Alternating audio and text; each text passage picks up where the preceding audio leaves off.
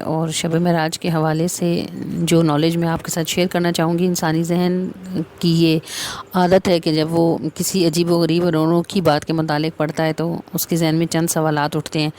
پہلی بات ہوتی ہے کب، دوسری آتی ہے کیوں، اور تیسری آتی ہے کیسے۔ تو میں ان تینوں باتوں کا ترتیب وار جواب دینے کی کوشش کروں گی۔ اللہ کرے کہ جو بھی کچھ میں کہوں وہ بارگاہ رسالت وہاں پہ مقبول ہو اور آپ کے ذہنوں میں اترے، اور آپ خود بھی ان حروف سے روشنی حاصل کریں اور اوروں کو بھیج کر انہیں بھی روشنی والے رستوں کا مسافر کریں۔ یہ جو معراج شریف ہے، اس کی تاریخ میں مختلف روایات کے اعتبار سے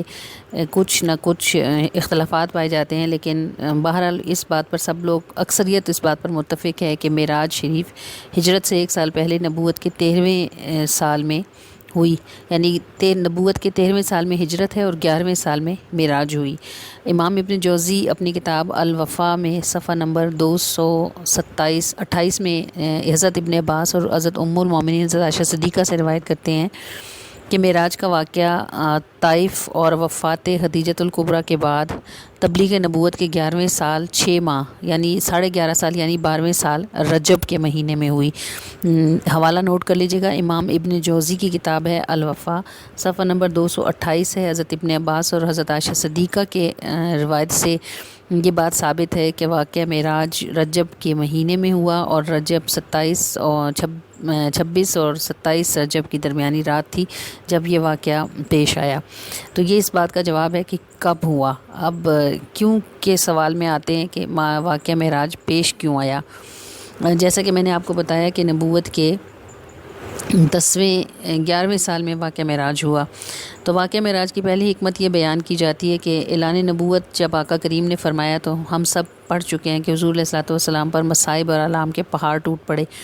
کفار ہر طرف سے ہر طرح کی تکلیف حضور علیہ الصلوۃ والسلام کو پہنچاتے اور کوئی موقع بھی ہاتھ سے جانے نہ دیتے،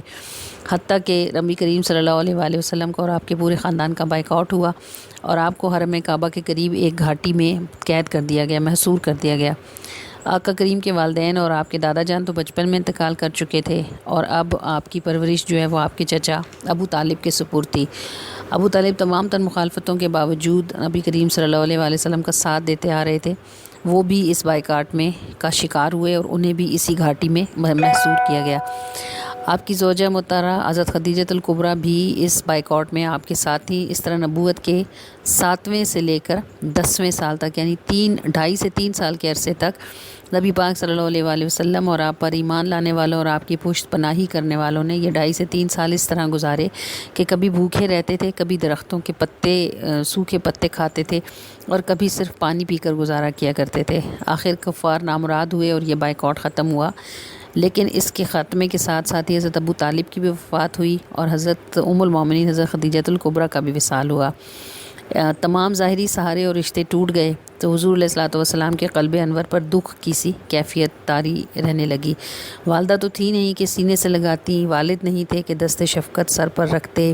وفاشار بیوی تھی کہ اپنے حسن سلوک اور محبت سے غم دور کرتی تھیں، وہ بھی نہ رہی، چچا تھے جو پشت پناہی کرتے تھے، وہ بھی نہ رہے۔ تو ہر طرف فضا جو ہے وہ مخالفت اور سازشوں کی گرد سے اٹی پڑی تھی اور وفا کی خوشبو سے آ رہی تھی۔ قدم قدم پر لوگوں کے دلوں کی سختی کا پہرا تھا، اور ان سب حالات کے ساتھ ساتھ طائف کا واقعہ بھی پیش آیا جس میں آقا کریم صلی اللہ علیہ وآلہ وسلم پر پتھر برسائے گئے۔ یعنی حالات کی شدت کا یہ تقاضا ہو رہا تھا کہ اللہ تعالیٰ اپنے حبیب علیہ الصلوۃ والسلام کے سارے رنج و غم، دکھ، بلا اور پریشانیاں دور فرمائے، اور یہ اسی طرح ممکن تھا کہ محبوب کو کعبہ کوثینہ پر بلایا جائے کہ جب محبوب کا مسکراتا ہوا چہرہ سامنے ہو اور ملاقات میں خلوت میسر ہو تو محبت کرنے والوں کے دلوں میں کوئی دکھ اور ملال باقی نہیں رہتا، بلکہ ایک ایسی کیفیت طاری ہو جاتی ہے کہ عاشق مزید دکھوں کی خواہش کرتا ہے۔